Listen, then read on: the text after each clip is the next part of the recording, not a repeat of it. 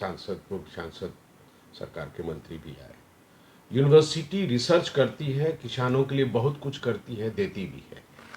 लेकिन अगर किसान अगर आपसे पूछे कि मैं जो करूं उसका बाजार कहाँ है या उसको बेचूं, तो इस पे सब मंत्री जी से भी आपने अनुरोध किया था क्या?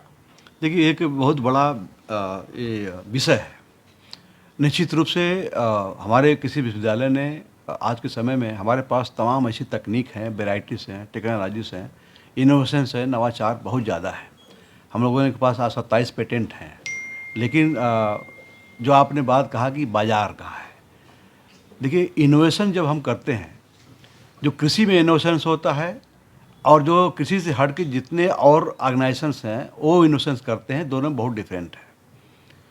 अगर हम एक अपने संस्थान की बात करूं, हमारे देश के जो कि बहुत गौरव की बात है कि देश में एक बंगलौर में संस्था है जिसका नाम है Indian institute of science, Bangalore में है। वो हर दिन एक पेटेंट निकालती है, यानी हर दिन एक नया चार इस्टेब्लिश डेवलप होकर के बाहर निकलता है। और अगर हम उस पेटेंट को, उस इनोवेशंस को हम अगर उसको इम्प्लीमेंट करना चाहें, तो उसको इम्प्लीमेंट करने के लिए हमें सैकड़ों करोड़ रुपए की आवश्यकता पड़ेगी, उसके संयंत्र, उसके यंत्र, उसके कारखाने लगाने में। वहीं दूसरी तरफ जो एग्रीकल्चर में हम इनोवेशन करते हैं, जो पेटेंट निकाल के लेके आ रहे हैं, वह इनोवेशन हमको अप्लीकेबल है, हम उसको इम्प्लीमेंट तुरंत कर सकते हैं। इसमें बहुत थोड़ा सा सपोर्ट चाहिए सरकार का, फ्यू लाख रुपीस। अगर एक छोटे छोटे यूनिट हम बना दें, कॉटेज इंडस्ट्री टाइप और कम्युनिटी बेस्ड टाइप, तो हम बिहार को बहुत तेज़ी से आगे ले आ सकते हैं। और आप भी जानते हैं कि बिहार का 76% आबादी कृषि के ऊपर निर्भर है और यहाँ पे ये उद्योग धंधे नहीं हैं। कृषि ही एक आधार है लोगों का जीवन जीने का भी और जीवन को आगे बढ़ाने का भी, रोजगार देने का भी। इसलिए और जो एक अंतर है यहाँ के प्रोडक्शन, प्रोडक्टिविटी और पॉपुलेशन में, ये बड़ा असंतुलन है।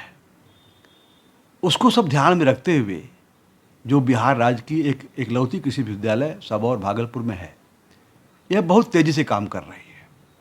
आज हमारे पास बहुत सारे इनोवेशंस हैं, आइडियाज़ हैं और कंसेप्ट हैं, वेराइटीज़ हैं, टेक्नोलॉजीज़ हैं।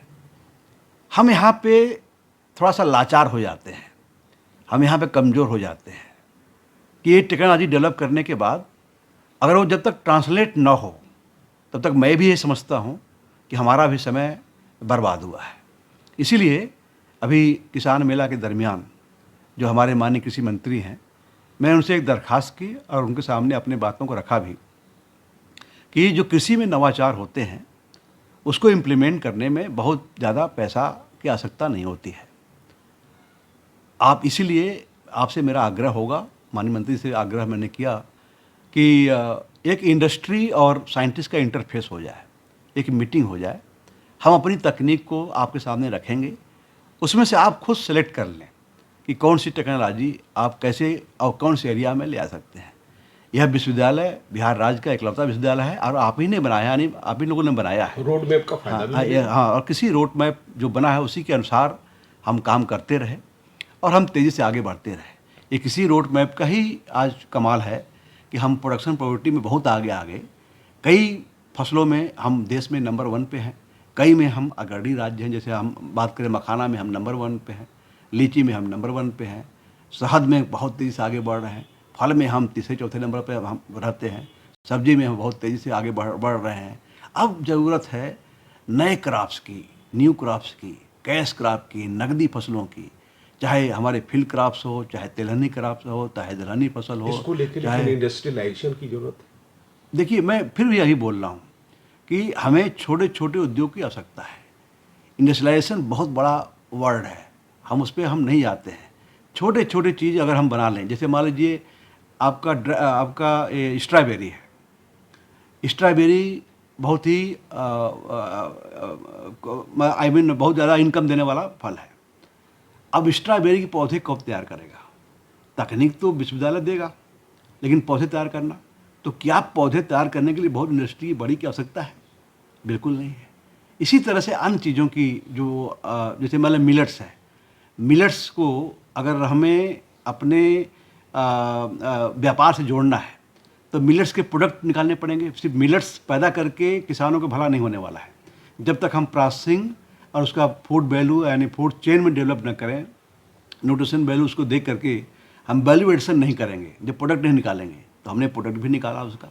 कहने का मतलब कि हम रॉ मटेरियल के साथ साथ उस रॉ मटेरियल को कैसे वैल्यू चेन में लेके आए जाएं, वो भी हम काम करें। जैसे सिंदूर है, मैंने देखा सिंदूर एक बहुत बड़ा एक कमर्शियल प्लांट हो सकता है बिहार राज्य के लिए। बिहार राज्य का जो साउथ बिहार है, दक्षिण बिहार का जो हिस्सा है, वहाँ पानी की कमी है, और पानी की जहाँ कमी है वहाँ सिंदूर होता है। एक सिंदूर खेती करने से बहुत बड़ा फ़ायदा है। और जैसा कि फूड कलरिंग में आजकल जो लोग सिंथेटिक कलर का यूज़ कर रहा है, तो उसको रिप्लेस करना है। तमाम चीज़ें हैं इससे जो प्रोडक्ट निकलते हैं। ये तकनीक यानी बीज से लेके बाज़ार तक की जो व्यवस्था है, बाज़ार के पहले की जो व्यवस्था है, जो तकनीक की वाली व्यवस्था है, वो विश्वविद्यालय कर रहा है। बाज़ार आपको सरकार को करना पड़ेगा। इसलिए जब तक सरकार हमारी बातों को अच्छा से न सुने और हम अपनी बातों को अच्छा से न रख सकें, हमारे वैज्ञानिकों के साथ एक इंटरफेस मीटिंग हो, इंडस्ट्री के साथ मीटिंग हो, अधिकारियों के साथ मीटिंग हो कि ये तकनीक विश्वविद्यालय आज कर रहा है, तो इस पर आपको गर्व भी होना चाहिए। और आपके लिए, आपके अपने राज्य के लिए हम काम कर रहे हैं, और उस तकनीक को किसानों के पास पहुंचना चाहिए। Thank you.